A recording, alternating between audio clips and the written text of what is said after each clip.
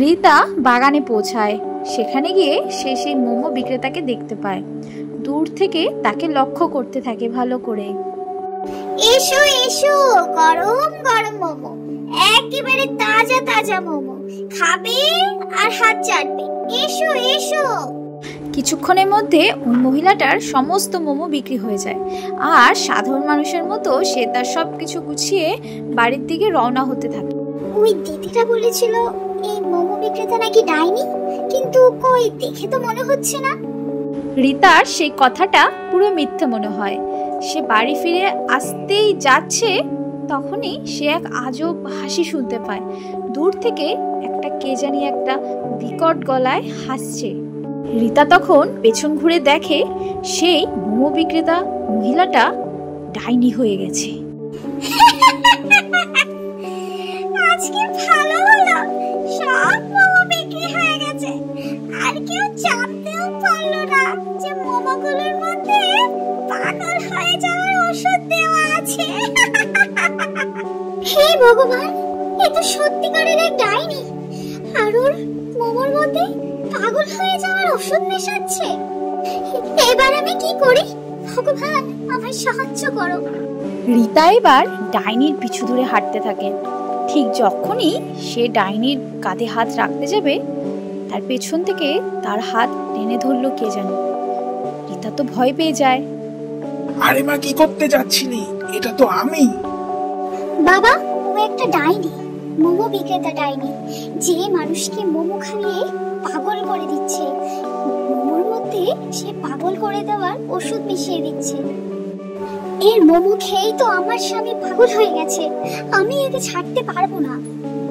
আরে মা, ও ডাইনি আর তুমি এক সাধারণ মহিলা, তুমি ওর থেকে জিততেই পারবে না।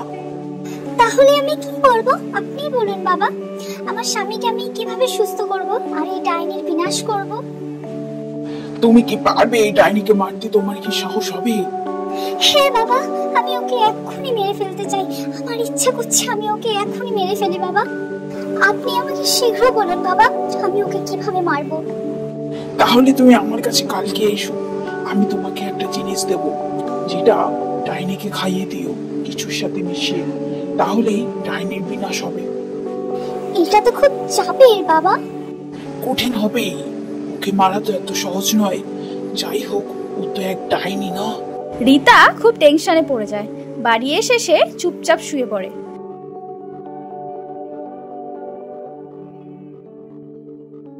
পরের দিন সকালে রীতা সেই সাধু বাবার কাছে যায়। সাধু বাবা তাকে কথা মতো একটা পুটুলি দেয়। পুটুলির মধ্যে ছিল কিছু পাউডার। রীতা তখন মাথায় একটা বুদ্ধি আসে। সে বাড়ি এসে মোমো বানাতে শুরু করে। তার কাছে এখন একটাই উপায়, ডাইনির মতো মোমো বিক্রি করা। ডাইনির স্টলের পাশেই সে একটা মোমো স্টল দিয়ে দেয়। সেখানে সে মোমো বিক্রি করতে থাকে। কিন্তু এখানে রীতা ডাইনির জন্য আলাদা করে মোমো বানিয়ে রেখেছিল, আর অন্যান্য লোকেদের জন্য আলাদা করে মোমো বানিয়ে রেখেছিল। মোমো নাও মোমো, এত সুস্বাদু মোমো কেউ কোনোদিনও খাওনি। আসো আসো আসো, মোমো নাও মোমো। আরে এটা কি রে? তুই কি দেখতে পাচ্ছিস না রে আমি আগে থেকেই এখানে মোমো বিক্রি করছি? কোন সাহসে তুই মোমো বিক্রি করতে এসেছিস? হ্যাঁ, আরে বোন, তুমি কি এই জায়গাটা কিনে নিয়েছো নাকি যে তুমি একা মোমো বিক্রি করবে আর কেউ এখানে মোমো বিক্রি করতে পারবে না? আর আমি এমনিতেও শুনেছি তুমি খুব বাজে মোমো তৈরি করো। আমি আর খারাপ মোমো? আমার মোমো খেয়ে লোকে পাগল হয়ে যায়, পাগল। হ্যাঁ হ্যাঁ, আমি জানি। ঠিক আছে, এবার থেকে আমি এখানে মোমো বিক্রি করব, আর এটা করতে আমাকে কেউ বাধা দিতে পারবে না। ডাইনির খুব রাগ হচ্ছিল, কিন্তু সে রাগটা ভেতরে ভেতরে দমিয়ে রাখে। এখন দুজনেই পাশাপাশি মোমো বিক্রি করতে থাকে। কিন্তু রীতা দুই ধরনের মোমো বানিয়ে রেখেছিল। একটা তো সবাইকে খাওয়ানোর জন্য, আর আরেকটা হলো ডাইনিকে খাওয়ানোর জন্য।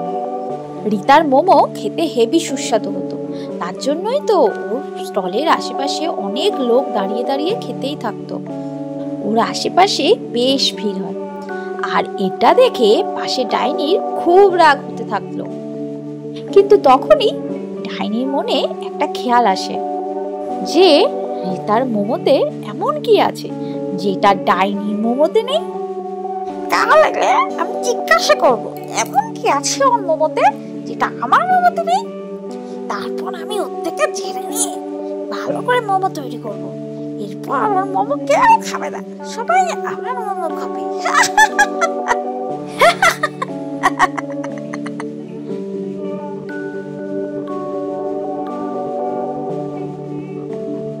সেই রাতে ডাইনি বেশ খুশি হয়, কিন্তু ও কি জানতো এটা সব রিতারই প্ল্যান।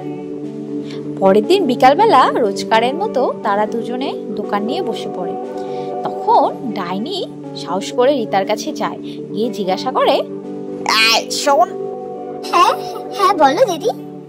এমন কি দিস তোর মোমোতে যাতে সবাই তোর মোমোই খেতে আসে? সে আর আলাদা করে কি দিই বলো, লোকে পছন্দ করে তাই খেতে আসে। একটা কাজ কর, আমাকেও এক প্লেট মোমো দে, দেখি তুই এমন কি দিস লোকের এত পছন্দ হয়। রিতা এটা শুনে বেশ খুশি হয় আর তাড়াতাড়ি ডাইনির জন্য এক প্লেট মোমো বানিয়ে দেয় আর অপেক্ষা করতে থাকে কতক্ষণে সে খাবে। ডাইনি প্রথমে একটা মোমো খায়, খুব একটা পার্থক্য বোঝে না, তাই সে আরেকটা মোমো খেয়ে নেয়। আর কি আছে এর মধ্যে, খুব একটা পার্থক্য নেই, এর থেকে তো আমার মোমোই খুব ভালো। লোকেরা যে কি করতে তোর দোকানে আসে খেতে বুঝি না। আর একটুখানি দাঁড়িয়ে যাও, বুঝতেই পেরে যাবে নিজে দিদি। ডাইনি 2 মিনিট দাঁড়ায় আর কিছুক্ষণের মধ্যেই জোরে জোরে হাসতে থাকে। আর কিছুক্ষণের মধ্যে ও পুরো একটা পাগল মহিলার মতো হাসতে থাকে আর হাসতেই থাকে। আর তারপরে সে তার আসল রূপে মানে ডাইনি রূপে ফিরে চলে আসে। আমি পাগল হয়ে যাচ্ছি।